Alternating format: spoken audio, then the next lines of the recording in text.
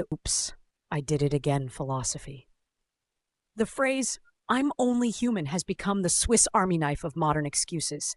It is the ultimate get-out-of-jail-free card, deployed with a shrug and a sheepish grin whenever we do something monumentally stupid, selfish, or cruel. Dropped your friend's phone in a koi pond? I'm only human. Accidentally borrowed your roommate's leftovers for the third time this week? Human nature, baby! We've collectively decided that being human is synonymous with being a walking disaster area. However, if we actually look at what distinguishes us from, say, a damp pile of moss or a particularly aggressive badger, we might find that sin isn't an expression of our humanity at all. In fact, sin is the moment we decide to stop being human and start auditioning for the role of a slightly more evolved primate with better Wi-Fi. The great biological cop-out. When people claim their sinful urges are just part of the human package, they are essentially insulting our entire species. It's a fascinating bit of branding. We've taken our most impressive traits, reason, empathy, the ability to compose a symphony or build a bridge, and tucked them away in a drawer labeled special occasions.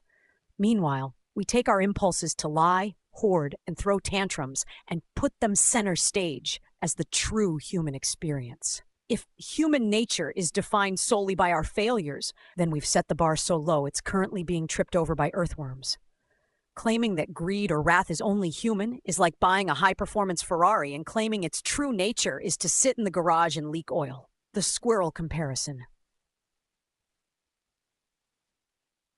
To understand why sin is a rejection of our nature, we have to look at our competition. A squirrel does not experience greed. It just forgets where it put its nuts and panics. A shark does not experience malice. It's just a swimming mouth. Humans, however, we're gifted with the unique, sometimes annoying ability to think about what we're doing while we're doing it. We have the reason software pre-installed. When we choose to act on a blind, destructive impulse, we aren't embracing our nature. We are actively uninstalling the very features that make us different from a frantic rodent. Sin is essentially a voluntary demotion. It's choosing to act like a creature that doesn't know any better, despite the fact that we clearly do. The high cost of lowering the bar. If sin is a rejection of human nature, then every time we err, we are essentially suffering from a temporary identity crisis. We like to think of sin as giving in to our dark side, but it's actually more like walking away from our bright side because the lighting is too high maintenance. To be truly human is a high-effort endeavor involving self-control, sacrifice, and the occasional use of a prefrontal cortex. Sin is the lazy